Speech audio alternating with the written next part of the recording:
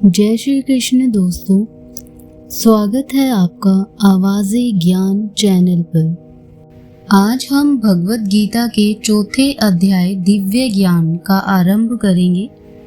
इस अध्याय में भगवान श्री कृष्ण अर्जुन को बताते हैं कि उन्होंने यह सनातन ज्ञान सबसे पहले सूर्य देव को दिया था और आज पुनः वही दिव्य ज्ञान अर्जुन को प्रदान कर रहे हैं। यहाँ हमें सिखाया गया है कि निष्काम भाव से किया गया कर्म ही मोक्ष का मार्ग है। तो आइए हम सभी श्रद्धा और भक्ति के साथ गीता के दिव्य शब्द सुनते हैं। अध्याय 4 दिव्य ज्ञान। श्री कृष्ण भगवान बोले, इस अविनाशी कर्म योग को मैंने सूर्य से कहा, सूर्य ने मनु से कहा और मनु ने राजा इक्ष्वाकु से कहा।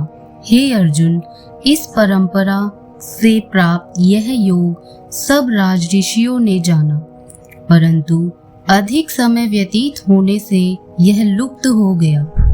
वही प्राचीन योग आज तुमको मैंने बताया है, क्योंकि तुम मेरे भक्त और मित्र हो। यह योग रहस्य अति उत्तम है। अर्जुन कहने लगे, आपका जन्म तो अभी हुआ है और सूर्य का जन्म बहुत पहले हुआ था। मैं कैसे मानूं कि आपने सूर्य को यह योग बताया था। श्री कृष्ण बोले, हे अर्जुन, मेरे और तुम्हारे अनेक जन्म हो चुके हैं, मुझे याद है और तुम भूल गए हो।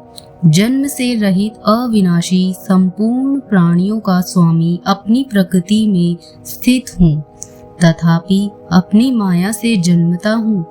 हे भारत, जब जब धर्म की हानि होती है और अधर्म का प्राबल्य हो जाता है, तब तब ही मैं जन्म लेता हूँ। साधुओं की रक्षा, पापियों का नाश और धर्म की स्थापना करने के लिए प्रत्येक युग में जन्मता हूँ। जो मेरे इस अलौकिक जन्म और कर्म का तत्व जानता है, वह मृत्यु होने पर फिर जन्म नहीं लेता और मुझ में लीन हो जाता है।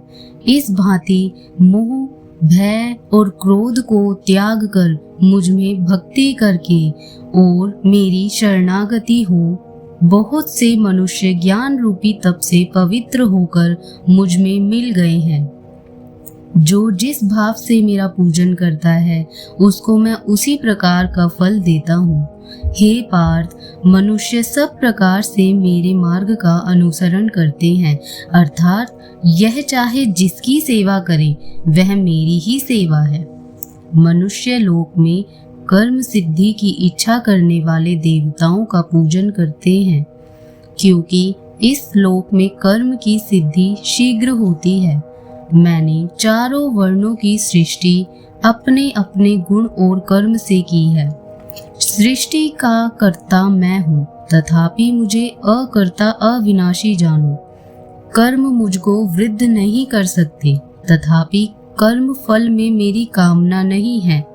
इस प्रकार जो मुझको पहचानता है, वह कर्मों के बंधन में नहीं पड़ता।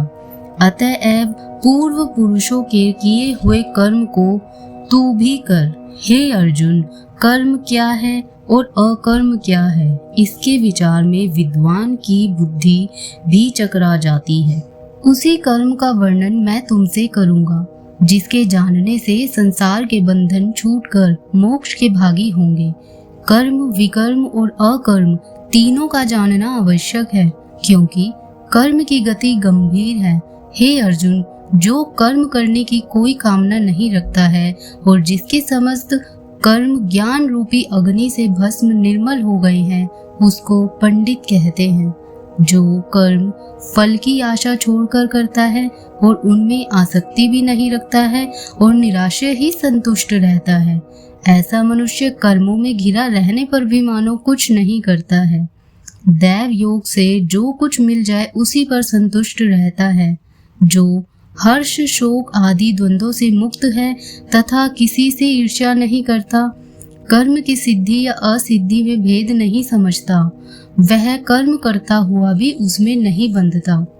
जो फल की इच्छा नहीं रखता, वह वासना से दूर हो गया है।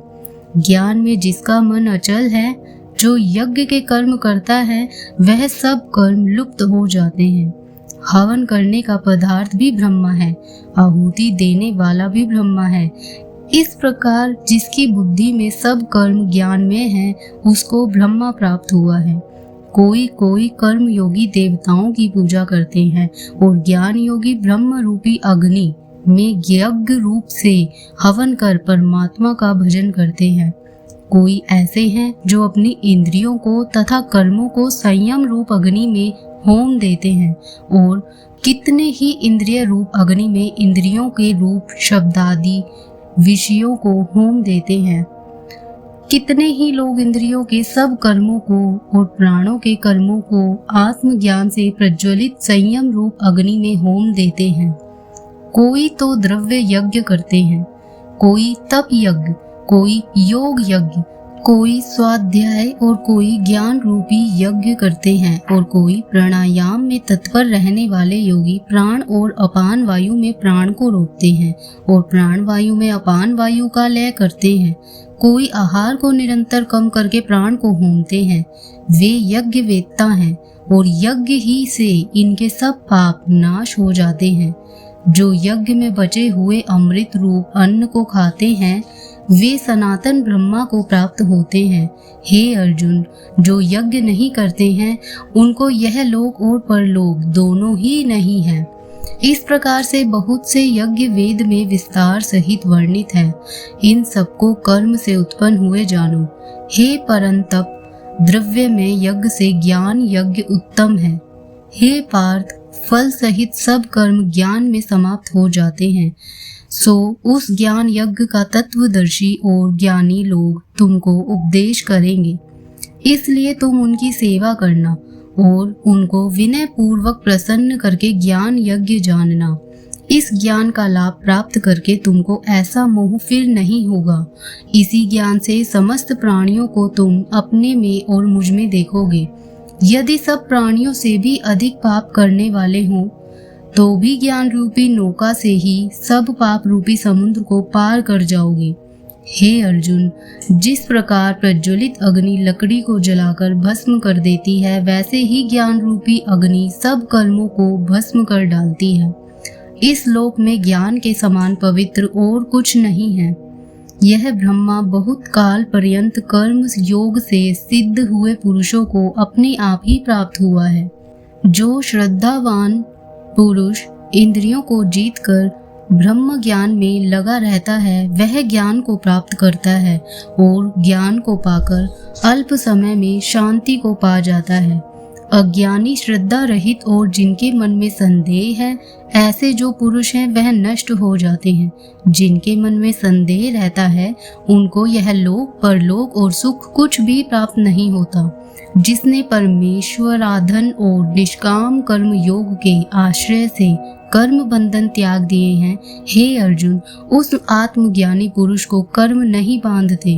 अतएव अज्ञान से उत्पन्न हुए चित्त के इस संशय को ज्ञान रूपी तलवार से काटकर मेरे बताए हुए कर्म योग को करने के लिए प्रस्तुत हो जाओ। तो दोस्तों, इसी के साथ चौथे अध्याय का समापन होता है। संक्षेप में अध्याय 4 हमें सिखाता है कि सच्चा ज्ञान और निष्काम कर्म मिलकर मनुष्य को मोक्ष और परम शांति की ओर ले जाते हैं। अगली वीडियो में हम अध्याय 5 कर्म संन्यास योग के बारे में पढ़ेंगे। आपके सहयोग से यह दिव्य संदेश अधिक से अधिक लोगों तक पहुँचे, इसके लिए चैनल को सब्सक्राइब करें व वीडियो को लाइक और शेयर करना ना भूलें। जय श्री कृष्ण।